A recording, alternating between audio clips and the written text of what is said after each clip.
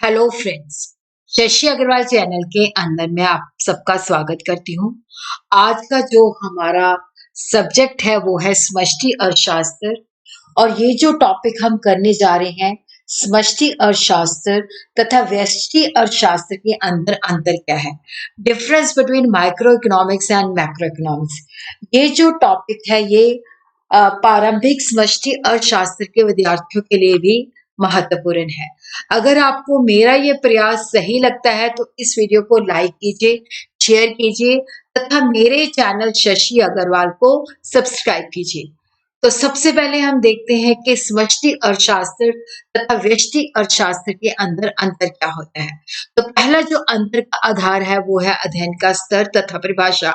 देखो, जो व्यष्टि अर्थशास्त्र जो कि माइक्रो इकोनॉमिक्स है, वो एक व्यक्ति, एक हाउस होल्ड, एक गृहस्थ, एक फर्म या एक उद्योग के स्तर पर दुर्लभता और चुनाव की समस्याओं का अध्ययन करती है। तो व्यष्टि अर्थशास्त्र जो है छोटे स्तर पर व्यक्ति, गृहस्थ, फर्म या एक उद्योग के स्तर पर दुर्लभता और चुनाव की समस्याओं का अध्ययन करता है। व्यष्टि अर्थशास्त्र हमें बताता है कि किस तरह एक उपभोक्ता जो है, क्योंकि उसकी जो इनकम होती है वो सीमित होती है, जिसके अंदर अपनी वस्तुओं तथा सेवाओं का चुनाव इस ढंग से करता है कि उसकी संतुष्टि अधिकतम हो जाए। लेकिन जब हम समष्टि अर्थशास्त्र जो कि संपूर्ण अर्थव्यवस्था का अध्ययन करती है, तो समष्टि अर्थशास्त्र जो है संपूर्ण अर्थव्यवस्था के स्तर पर दुर्लभता और चुनाव की समस्याओं का अध्ययन करता है। समष्टि अर्थशास्त्र के अंदर हम देखते हैं कि जो राष्ट्रीय साधन होते हैं वो दुर्लभ होते हैं, सीमित होते हैं, और उनका उपयोग जो है हमें किस तरह से करना चाहिए। क्या हमें प्रतिरक्षा वस्तु, डिफेंस की चीजें ज्यादा बनानी चाहिए या लोगों के लिए उपभोग की वस्तुओं का उत्पादन ज्यादा करना चाहिए। तो ये इसके अंदर जो है समष्टि अर्थशास्त्र के अंदर अध्ययन किया जाता है। इसके अंदर जो उद्देश्य होता है कि जितने भी देश के अंदर जो नागरिक रहते हैं उनका कल्याण जो है अधिकतम हो सके। दूसरा जो है अध्ययन की मान्यता क्या है। देखो, जब हम व्यष्टि अर्थशास्त्र के अंदर कुछ वेरिएबल्स होते हैं, कुछ चरों को स्थिर मान लेते हैं, लेकिन समष्टि अर्थशास्त्र के अंदर वो परिवर्तनशील होते हैं, वेरिएबल होते हैं। जैसे व्यष्टि अर्थशास्त्र के अंदर हम कुल उत्पादन और रोजगार को स्थिर मान लेते हैं, लेकिन वो समष्टि अर्थशास्त्र के अंदर परिवर्तनशील होते हैं। उसी तरह समष्टि अर्थशास्त्र के अंदर कुछ वेरिएबल कांस्टेंट होते हैं, स्थिर होते हैं, लेकिन व्यष्टि अर्थशास्त्र के अंदर उन्हें परिवर्तनशील माना जाता है। जैसे आय अथवा उत्पादन का जो वितरण है उसको स्थिर माना जाता है, लेकिन व्यष्टि अर्थशास्त्र के अंदर उनको परिवर्तनशील माना जाता है। केंद्रीय समस्या, देखो, जो व्यष्टि अर्थशास्त्र होती है इसके अंदर जो समस्या होती है कि साधनों का आवंटन किस तरह से करना है। लेकिन जब हम बेसिकली समष्टि अर्थशास्त्र की जो केंद्रीय समस्या होती है, उत्पादन तथा रोजगार का संपूर्ण स्तर पर निर्धारण किस तरह से करना है। समूहकता की मात्रा, डिग्री ऑफ एग्रीगेशन।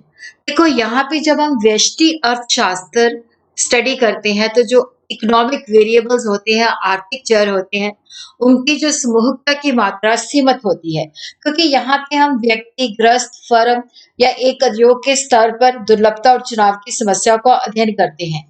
तो व्यष्टि अर्थशास्त्र के अंदर जब हम एक उद्योग के संतुलन को का अध्ययन करते हैं, तो उद्योग का मतलब होता है किसी विशेष वस्तु का उत्पादन करने वाली सभी फर्मों का समूह। तो इसके अंदर जो डिग्री ऑफ एग्रीगेशन है, जो समूहिकता की मात्रा है, वो बहुत ही सीमित होती है। लेकिन जब हम समष्टि अर्थशास्त्र की बात करते हैं तो उसके अंदर आर्थिक चरों की समूहकता की मात्रा व्यापक पाई जाती है, क्योंकि समष्टि अर्थशास्त्र का जो है इसका जो क्षेत्र होता है व्यष्टि अर्थशास्त्र से बड़ा होता है। ये संपूर्ण अर्थव्यवस्था की जो समस्याएं होती हैं, जो मुद्दे होते हैं, उनका अध्ययन करता है।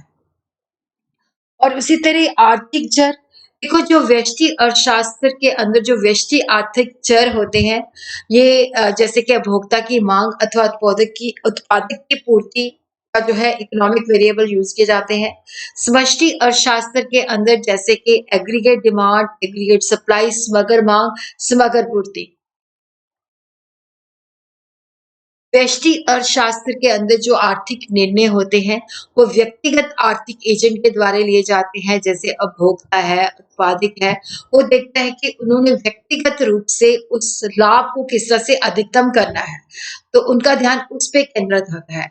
लेकिन समष्टि अर्थशास्त्र के अंदर जो निर्णय होते हैं, वो संस्थाओं के द्वारा लिए जाते हैं, जैसे कि भारतीय रिजर्व बैंक है, सेबी है, भारतीय प्रतिभूति और विनिमय बोर्ड है, ट्राई है, भारतीय दूरसंचार विनियामक अधिकरण है। देखो यहाँ पे जो मकसद होता है सामाजिक कल्याण को अधिकतम करने का होता है। और उसी तरह हम देखते हैं कि यहाँ पे जो अध्ययन के तरीके होते हैं, देखो जो व्यष्टि अर्थशास्त्र है, इसके अंदर जो अध्ययन की विधि को अक्सर पार्शियल इक्विलिब्रियम एनालिसिस, आंशिक संतुलन विश्लेषण कहा जाता है। लेकिन जो समष्टि अर्थशास्त्र है, इसके अंदर जो अध्ययन की विधि को अक्सर जनरल इक्विलिब्रियम एनालिसिस, सामान्य संतुलन विश्लेषण कहा जाता है। उसी तरह हम देखते हैं कि माइक्रो और मैक्रो के अंदर कुछ पैराडॉक्स है, व्यष्टि समष्टि विरोधाभास है। इसका मतलब है कि जो चीज व्यष्टि स्तर पर सही है, वो समष्टि स्तर पर सही नहीं होती।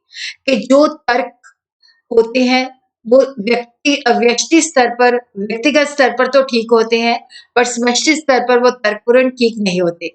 यदि एक व्यक्ति बचत करता है तो बहुत अच्छी बात है, तो जिसके कारण भविष्य में उसकी समुद्री में वृद्धि होगी। लेकिन अगर अर्थव्यवस्था के अंदर सभी लोग बचत करते हैं, तो वो खर्चा कम करेंगे, वस्तुओं तथा सेवाओं की मांग कम हो जाएगी, जिसके कारण अर्थव्यवस्था में निवेश की कमी हो जाएगी, उत्पादन तथा रोजगार का स्तर कम हो जाएगा और अर्थव्यवस्था में भविष्य में समुद्री की बजाय निर्धनता फैल जाएगी।